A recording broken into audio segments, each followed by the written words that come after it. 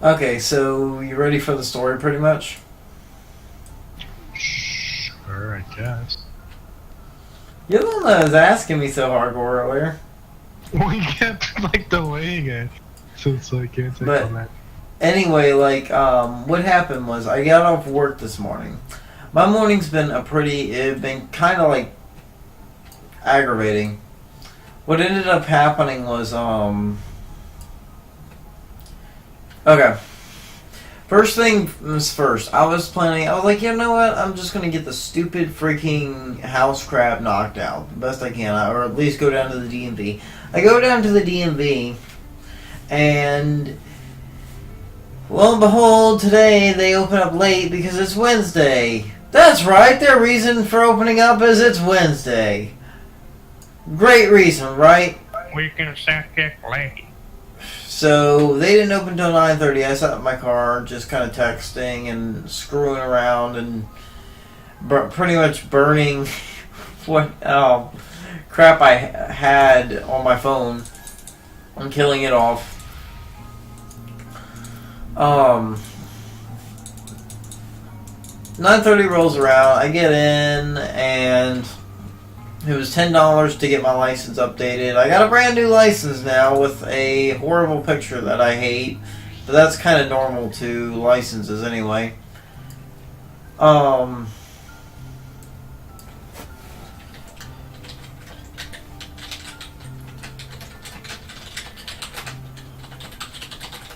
And I had to pay $35 total.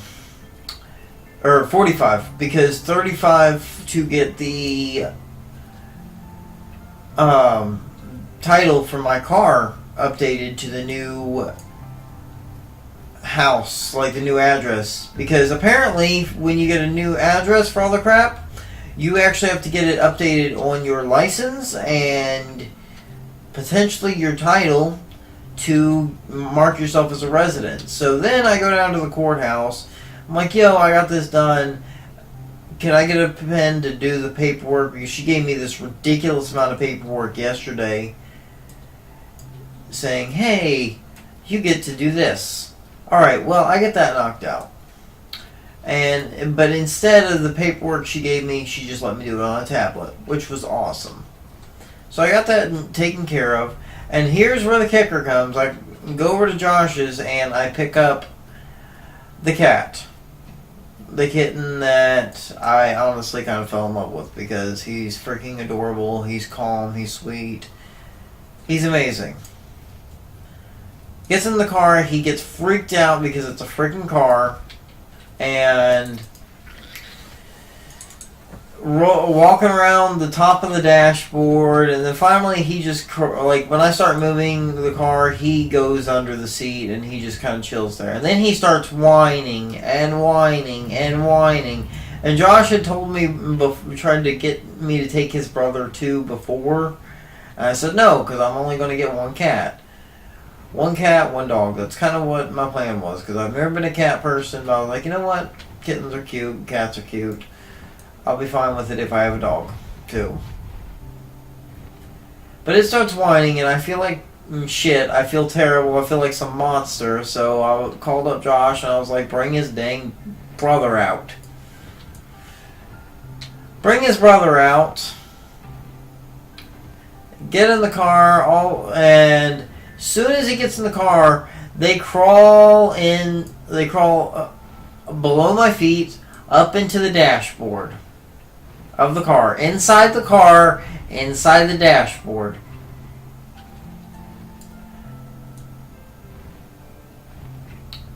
Josh is getting a big kick out of this, and I'm freaked the hell out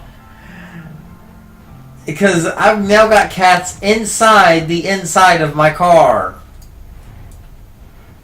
Like, not just in the car itself, inside the dashboard, like crawling up under the hood and all that. That's fine.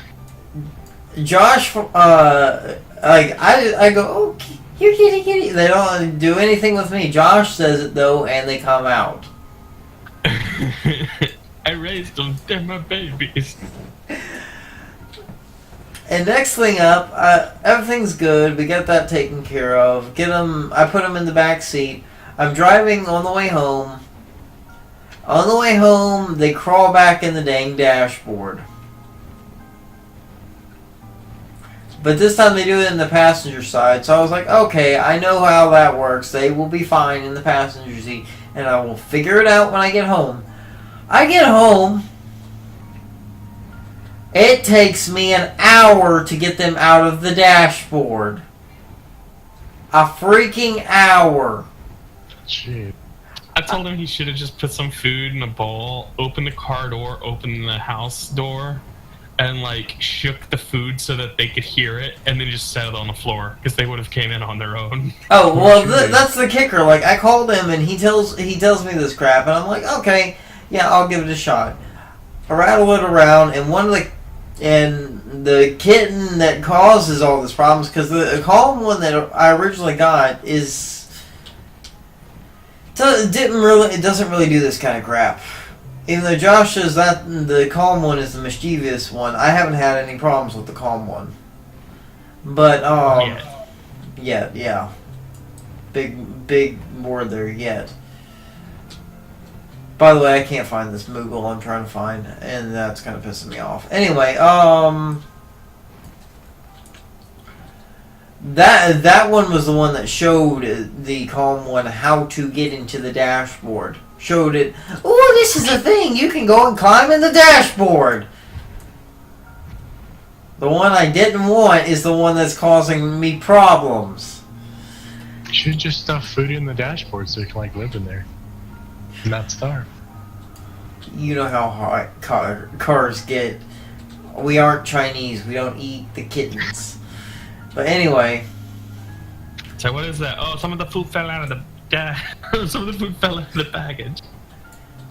That, and it would start smelling because they'd be pooping and peeing on the dashboard. Just stuff an air freshener. It could be good. But then they would be living in it. Anyway, I did the food thing. I left it out, and I walk away, and I make sure it's very loud so they can hear me walking away.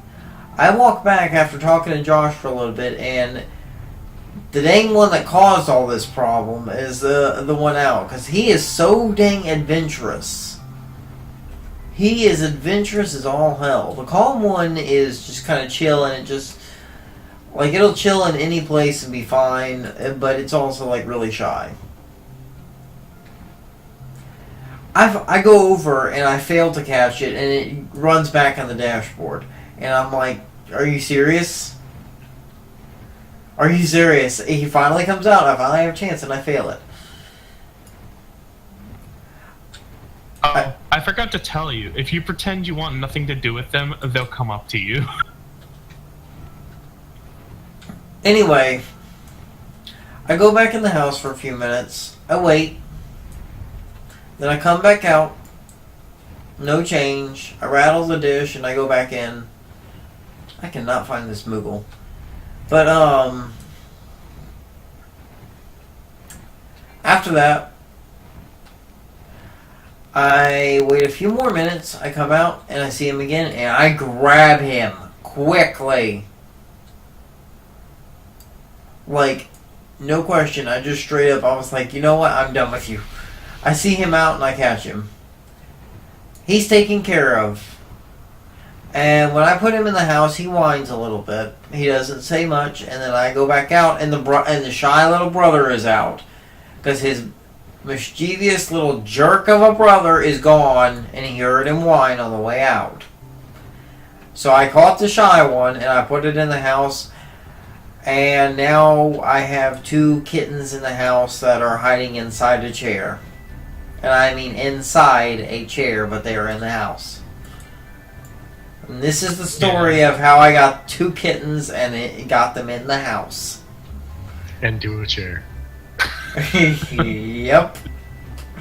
Yeah, well, you know that they're only acting like this because, like, they've never been outside, they've never been away from the house, and really the only people that they've ever known is me, my mom, and my niece. So, like, it'll take them a couple days to warm up to you and actually start coming out and playing with you.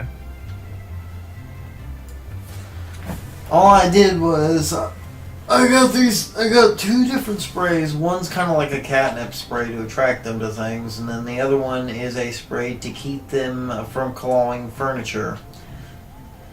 I sprayed that one leather lazy boy sofa that we have in the living room. I sprayed that with the no-no. I'll just call it the no-no spray. I sprayed that with the no-no spray, and then I put together their scratching post and sprayed that with the catnip spray.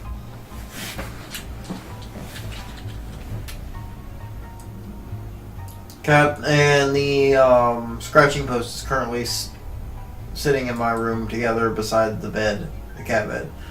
Did you spray them in the no-no? No, I'm not going to spray them with the no-no spray. That would probably traumatize them. No, spray them in the no-no with the no-no spray. That's my no-no zone. Don't touch me there.